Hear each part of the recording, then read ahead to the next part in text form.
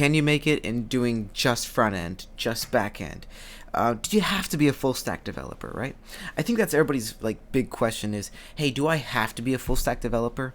And I would say no, you don't. So real quick, one of the things that I struggled with, especially in the beginning, is how much should I learn of everything, and what is too much, and what is not enough, and should I be afraid to venture into this category? Should I even bother with it?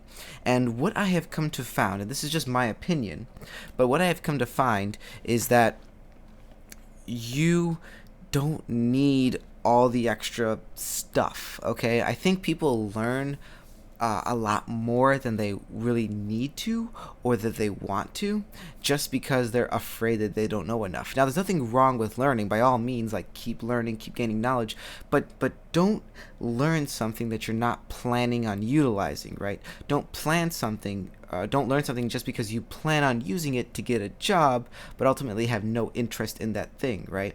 So if you're learning to be a full stack developer, but you hate the back end, and you're learning it simply because you know it'll make you more employable, which is true, then become familiar with it, but don't try and master it. Don't try and make that your thing. Don't try and be a full stack developer, right?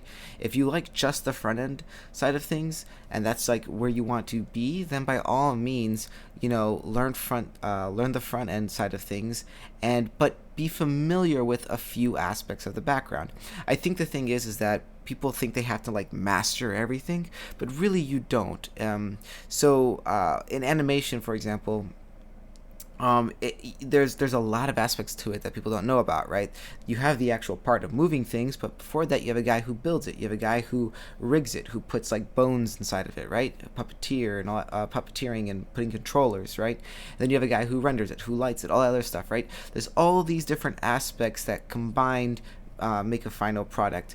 It's with websites. Look at me. So what I'm doing is I am going into animation on the front end side of things, right? So I am focusing on front end development. My job at my where I work, I am a front end developer, and what I'm going to be doing, what I'm focusing on, is front end development specifically inside of animation, right? Or animation specifically inside of front end development, whatever.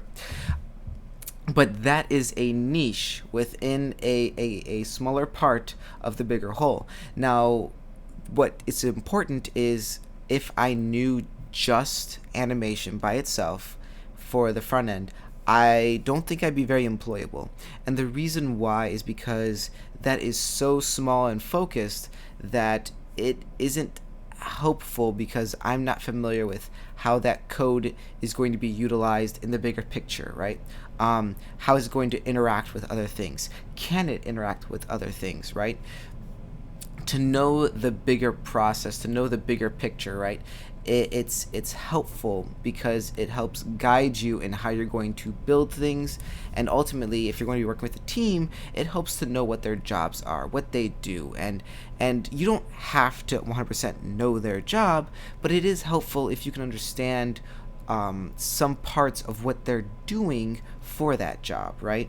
So for me, if I'm doing something on the front end side of things and I'm going to submit stuff to the back, I have to understand what options are available on the back end, right? Like I can't just send them something and not really think that hard about like, oh, okay, well, yeah, this doesn't, I'm only thinking on the front end side of things. I'm not thinking about like sending it to a server. Well, what do I got to worry about that? It's all on the front end. I can just do everything here, right?